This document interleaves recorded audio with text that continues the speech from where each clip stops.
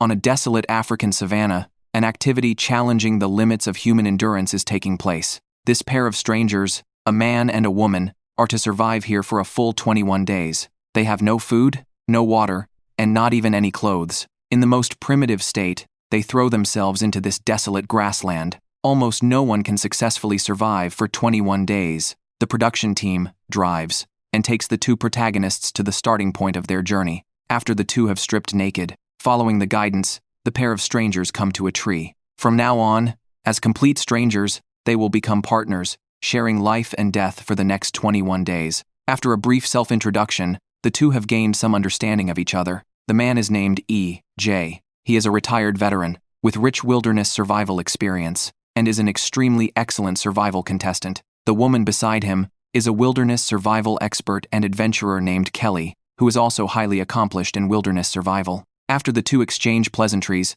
this challenge officially begins. Before leaving, they find two packages under the tree. These are the initial props they were allowed to carry before the start of the activity. E.J. gets a sharp military knife. The importance of this thing in the wilderness should need no further elaboration. Kelly, on the other hand, brings a small pot, which can be used to handle water sources and food, and can even be used to dig holes when necessary. After confirming their props, the two, followed by a small filming crew, start this journey. Of course, E.J. and Kelly each also hold a small filming device to record from their own perspectives. So, first, the two now need to confirm their tasks. This challenge is not just about living on the African savanna for 21 days. The final exit is a small hill, 8 kilometers to the west. So starting from the tree at the departure point, for the next 3 weeks, they not only have to ensure their own survival, but also climb that hill within this time and light a distress signal fire. Only then will the challenge be considered a success.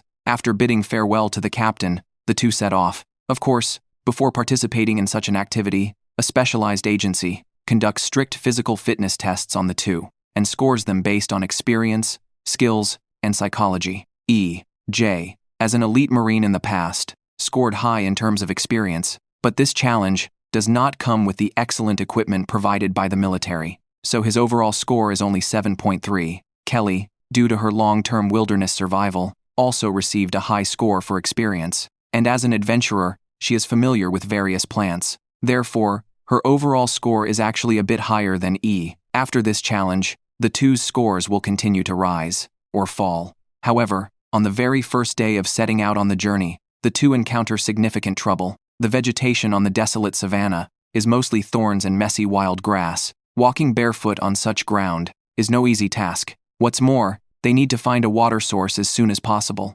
So, marching at a fast pace under such circumstances is simply unbearable. And while on the way, E.J. and Kelly have a minor disagreement. E.J., with a military background, has a clear goal and plans to head straight for the water source, but Kelly is different. This woman is familiar with various plants and has picked up a bagful along the way. In E.J.'s view, this behavior is undoubtedly slowing down the progress. He even teases Kelly, saying she is like a little squirrel storing food for winter. The two hobble forward on this vast savanna, and as the day approaches noon, the high temperature, coupled with the scorching sun, makes the two miserable. In just half a day, E.J. and Kelly, who came to the show with great ambition, have already been worn down by this savanna and lost their tempers. Without the protection of clothes, not long after leaving the starting point, they are already on the verge of exhaustion and dehydration. Seeing that it is already afternoon, the two must find a water source as soon as possible, or they may be in life-threatening danger.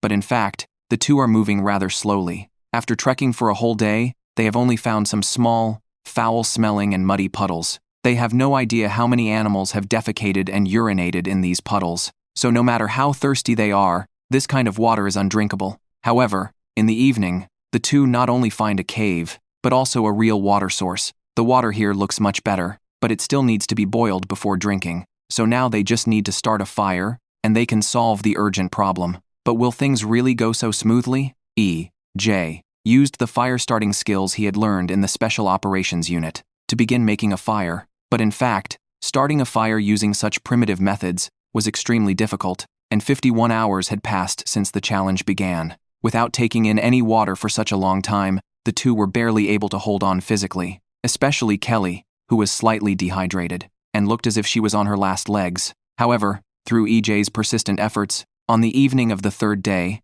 with a puff of smoke rising, they finally succeeded in lighting a fire. Thus, human civilization was born here. Then, the two couldn't wait to use the small pot that Kelly had brought, and started boiling water. In wilderness survival, it was a necessary act to boil water before drinking it. After 3 days, the two finally got to drink water, although the water in the pot looked quite murky. For E, J, and Kelly, who had been thirsty for days, this pot of water was incredibly delicious. With fire and water, the two finally resolved the life-threatening crisis. Next, they slowly began to scout out the path to the exit. Since they needed to drink a certain amount of water every day, the two moved at an extremely slow pace. Time slowly passed, and it came to the 5th day. The two were busily going about their usual tasks in their camp, but then something happened that directly drove them into a desperate situation days later. The thorns on the savannah had always been ferocious and terrifying. Moreover, now they had to move around constantly to scout the way and search for firewood.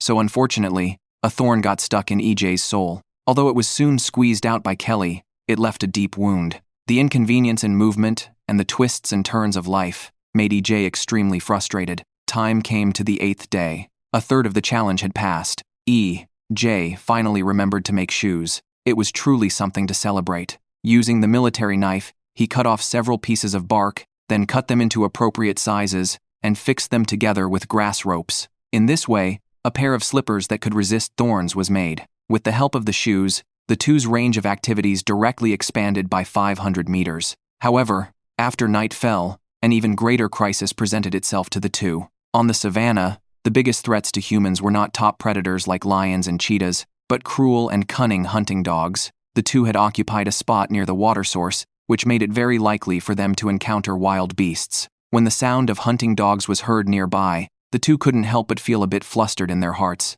But fortunately, with the deterrence of the fire, this night passed without incident. Time came to the 9th day. In fact, since the challenge began, the two had hardly touched any protein, so now they had to plan to go hunting. At this point, they had no worries in the back of their minds, and only needed to supplement protein to fill their stomachs, so they began to search for small game on the savannah. As for large game, it was hard to say who would hunt whom. However, this was not a smooth process. EJ, who was used to hunting with tools, did not have enough patience to squat and wait with Kelly when it came to hunting barehanded. The two had another disagreement. As a result, from the 9th day to the 12th day, they achieved nothing in 3 whole days. Without taking in protein for such a long time, the two's bodies had visibly become thinner, and hunger made them irritable, gradually straining the relationship between them. And on this day, Kelly collapsed. Long-term hunger and mental stress left her lying on the ground, unable to move. This was not good news for EJ. This state was a sign of giving up. So, in order to continue the challenge, EJ had a heart-to-heart talk with Kelly. After sending the filming crew away, EJ and Kelly sat around the fire and had an honest and fair chat. Through this conversation, Kelly regained her spirits. The bond between the two-person team became even closer. On the 13th day, the thorns from the previous few days dealt them a heavy blow. EJ's wound became infected. You have to know that in the wild, a wound infection basically spells a death sentence for a person. So Kelly, who could still move normally, took on the task of going out hunting, and EJ, who had limited mobility, stayed at the camp, hobbling around doing household chores. Traces of hunting dogs could be seen everywhere around this small camp, and when night fell, Kelly, who had gone out hunting, still hadn't returned. This woman had been squatting and waiting outside all day, and even encountered hunting dogs at night. However, thanks to Kelly's calm handling, she managed to shake off the hunting dog's pursuit without incident. When EJ, with a worried look on his face, saw Kelly return safely, he was extremely delighted. But on the 14th day, EJ's injury had become very serious. The infected area started to fester, and he almost lost the ability to move. And Kelly, due to being unable to take in enough energy for a long time, also lost her vitality. The small camp was filled with a gloomy atmosphere, but as the saying goes, heaven helps those who help themselves. When EJ hobbled over to get water, he suddenly saw that there were actually fish in this small fish pond. The two instantly became excited and started to catch fish. After a round of chasing and blocking, EJ came ashore with 3 small catfish. This was the first time they had obtained meat in half a month, and fish meat is the best food for supplementing protein. This meal of fish meat left the two extremely satisfied. Even without any seasonings, This fish meat in its original flavor tasted extremely delicious to them. Just after having a full meal, a greater crisis suddenly struck. On the 16th day, the wound on EJ's soul had deteriorated to an unbearable state. And that wasn't the worst part. Accompanied by a roll of thunder, large raindrops came crashing down. It actually started to rain. At this moment, they not only had to worry about their physical conditions, but also had to figure out a way to preserve the fire in this rain. If the fire was extinguished by the rain, then they would truly be done for. Kelly quickly found a cave to preserve the embers. However, if their body temperatures dropped too low after being soaked in the rain, they would still be in life-threatening danger. E.J., with limited mobility, came beside the cave to take care of the fire. Kelly stepped up and took charge of other aspects. But with a severely infected wound, even EJ was about to give up. At this point, the production team had to intervene, because if the wound infection led to sepsis, then E.J. would truly be in life-threatening danger. However, after asking E.J., the production team learned that this man still didn't want to give up, so they planned to only provide him with medical assistance and let him continue to participate in the challenge after the treatment. So after a gruesome surgery, E.J., with bandages wrapped around his foot, came back to their small camp again. Their fire was still there, and EJ's foot could move again. They also had to start planning to set off, but the next day, they discovered an unexpected delight around their small camp. This small meerkat was their second meat meal in half a month. Although it looked like a small lump, for these two, this piece of meat was already a rare treat. After that, everything went without major mishaps. Time came to the 20th day. They still hadn't reached the exit, but there was only one day left, so they changed their strategy. They took the fire with them and headed straight for the exit. So EJ made a small rattan backpack and carried a bundle of hot embers that were still smoking towards the hill where the exit was located. The road was full of ferocious thorns and unbearable heat. What's more, EJ was carrying a backpack full of embers on his back. He felt like he was about to be roasted dry, but when night fell, the two also successfully arrived at the hill where the exit was. After setting up a temporary camp, they waited for everything to end the next day. But on this very night, another accident happened. Just before the challenge was about to end, and they were safe, people tend to be the most relaxed, so EJ by the fire fell asleep under the fatigue accumulated over the past half-month, and when he woke up, the fire had already gone out. At the last moment, if there was no survival signal, their challenge would still be considered a failure. So the two began a tense firefighting session. During this process, Kelly's hair even caught fire, but fortunately, they reacted in time, and no tragedy occurred. When the sun rose, it was finally the last day. The two came to the mountaintop and lit a bonfire. Looking at the helicopter in the distance, they knew the challenge was over. Recalling these nightmare-like 21 days, both of them were still shaken. But in the end, they supported each other and made it through. This is Cayo de Agua Island, in the northwest of Panama, a damp little island with constant heavy rain throughout the year. Sharks are everywhere outside the island, and the interior is filled with swamps. This is a paradise for caimans and various poisonous snakes. Today, a naked man and woman will enter here for a 21-day survival challenge. The woman is named Laura, an expert in primitive survival skills. Having taught countless people how to survive in the wild, she is confident and ready to conquer this Panamanian rainforest this time. The man is named Clint, not only a survival expert, but also a rural musician with a bourgeois taste. For this unfamiliar rainforest, both of them are filled with anticipation amidst their apprehension. For these survival experts, any survival challenge is a journey of self-discovery, let alone starting from scratch with everything stripped away. The two were sent to the vicinity of the island by speedboat. After undressing, they both landed on the shallow beach of the island. Amidst the rising and falling tides, this unfamiliar man and woman met. In the small grove beside the coast, they found their small cloth bags containing their initial equipment. Laura brought a military knife, the importance of which in the wild is self-evident. As for Clint, he brought a pair of swimming goggles, which might have his own uses, such as fishing near coral reefs. The two confirmed their portable filming equipment and then started looking at the map. Apart from surviving for 21 days, they still needed to reach another place to be rescued. This exit was near the northeast coast, located in the open sea. So, while ensuring their survival, they also had to make a bamboo raft to reach the open sea, and a few kilometers northwest of them was a swamp area marked with an abundance of caimans, the most suitable place on the island for a campsite. So now, they had to trek from this dangerous jungle by the sea all the way to the swamp to set up camp. On the first day of their departure, the two, who were stumbling and bumbling, couldn't adapt to this damp rainforest at all. Whether it was the slippery ground or the snakes and insects everywhere, they made them very nervous. However, as a survival instructor, Clint had no problem with wilderness survival skills, just lacking a bit of familiarity. And Laura, because she had been active in various desolate places all year round, was very experienced and at ease. But because of her rather independent personality, this kind of teamwork might cause her trouble. After being judged by a professional institution,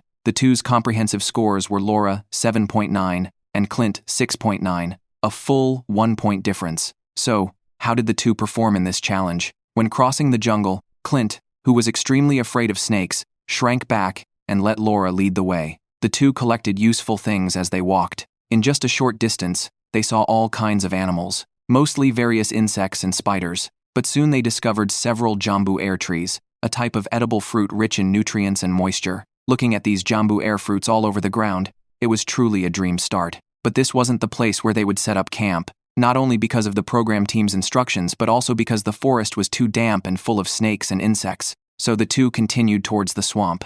However, just as they encountered coconut trees and were about to pick some coconuts, Laura accidentally got injured. While chopping the coconut, she accidentally cut her finger deeply. Soon, Laura's hand was covered in blood. When injured in the wild, the most feared situation is wound infection. Someone had already learned this lesson the hard way last time, so Clint hurriedly gave Laura a simple bandage, and then the two continued on their way. Fortunately, not far from where they started, they discovered a babbling mountain stream. Not long after, they successfully reached the sandy beach by the sea. For the next half-month or so, they would set up camp here. Laura used coconut water to disinfect her hands simply. Then, thinking of returning to the mountain stream, she planned what to do next. Clint, however, said that they needed to set up camp as soon as possible now. But when choosing a location, Clint's extreme fear of animals like snakes, insects, and bats made Laura doubt that he was really a survival expert. In the end, Clint took Laura's advice and made a nest in the grass beside the beach.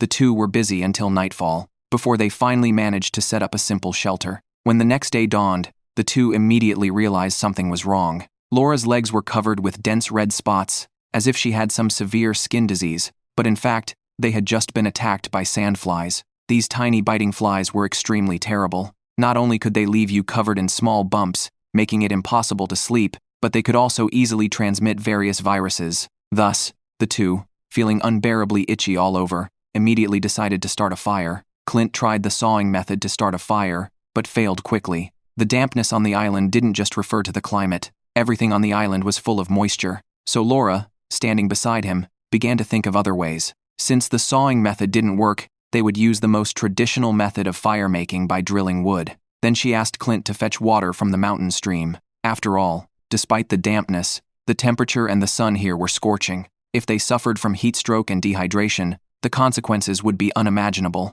After all their efforts, Laura also failed. When the sun set, they still hadn't managed to start a fire. On the second night, they were attacked even more fiercely by sandhawks. All night long, Clint only slept for 30 minutes, while Laura didn't sleep at all. The prolonged biting made the two suffer terribly. Even Laura's feet had swollen up like small buns, and without a fire to keep them warm at night, their shelter became a lively place. Various small insects attracted mice, which in turn attracted snakes. If they couldn't rest properly at night, it would affect their normal survival activities during the day. It was a vicious cycle. By the third day, the situation had become even worse. The sky grew increasingly gloomy, and soon it began to pour rain. In such weather, forget about starting a fire. Even maintaining body temperature to continue surviving was extremely difficult. In Panama's tropical climate, it was common for rain to last for a week. So in this endless downpour, Clint and Laura endured the daily torture of sandflies, huddling in their small shelter, struggling to survive. Time slowly passed until the 8th day. The rain had lasted for 6 days. In the storm where day and night were indistinguishable, Laura was almost eaten alive by sandflies. This young and beautiful woman was now covered in small red bumps all over her body, which had even spread to her face. Under such prolonged torture, Laura's body had reacted violently. If she had an anaphylactic shock under such circumstances, she would be in life-threatening danger within minutes. So now she must use a fire to drive away the sandflies and warm her body up.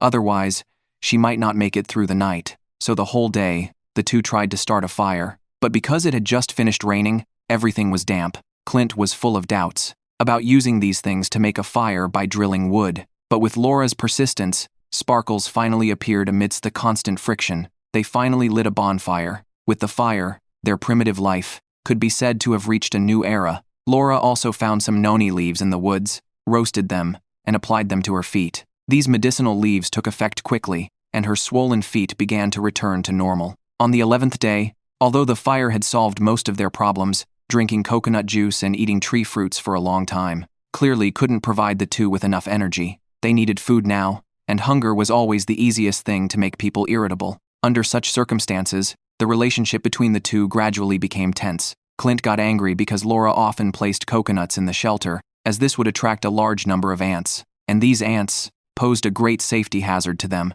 Such discord between companions was quite fatal, and their food reserves were also running low. Most of the jambu air fruits had been picked, and the fruits on the trees had also started to rot. So, they had to start looking for other food. The two turned their attention to the sea. Laura directly made 2 baskets to catch fish, while Clint made spears and a raft. However, the coral reef area around the island was full of sharks. If the two rashly went into the water, the danger would be considerable. Clint, who had chosen swimming goggles as his initial equipment, actually had no experience of going underwater at all. He started to panic just a few minutes after diving down. All of this made Laura extremely angry, so she had to go into the water herself to set up traps. But when she surfaced, Clint had already returned to the beach with the raft, and then confidently walked towards the jungle. I have to say, this guy was really a master of theory, but just that, a master of theory. As soon as he entered the jungle and saw a few snakes, he started to miss Laura again. This man, who could talk better than anyone else, had wandered around all day without doing anything. He was afraid of this and afraid of that. In the end, it was Laura who had splashed around in the water for a long time and brought up a sea urchin. However, when it was roasted and they looked at the peeled sea urchin, Clint couldn't bring himself to eat it. To be honest, I think the decimal point in his comprehensive score could be moved 1 place forward. Now Laura not only had to hunt for food, but also had to take care of this big baby's psychological state so that he wouldn't vent the anger brought by hunger on his companion. Time came to the 13th day. Clint, who hadn't had any protein for 2 weeks, was already quite weak. The irritable him looked at Laura more and more unfavorably. Finally, the two had a quarrel that day, because Clint had disappeared for a few hours, just to chop some firewood, while Laura thought that he should have found food in such a long time. The man felt that he had done a lot and was already very tired, yet Laura was still trying to tell him what to do. After a fierce quarrel, the two parted unhappily. However, since they still had to live together for another week, the two tacitly let the matter pass. On the 17th day, both Laura and Clint were in quite bad shape. Although Laura could eat sea urchins and snails besides coconut tree fruits, the amount was too small. As for Clint, he hadn't had any protein at all. Hunger had started to take a toll on his body, and even his big belly had shrunk a bit. The two now desperately needed a big meal, so Laura thought of the lobster traps she had set up earlier. When she took down the basket and looked inside, a huge wave of joy instantly overwhelmed her. There were actually 2 lobsters in this small basket. This was really the best news ever. Even Clint was extremely excited. They could finally have a proper meal, and having tasted the sweetness, Clint also began to support Laura in continuing to set traps in the sea. After all, the lobsters were so delicious. So next, they still had 3 days left to make a sturdy enough raft to take them to the exit in the open sea. This was not an easy task.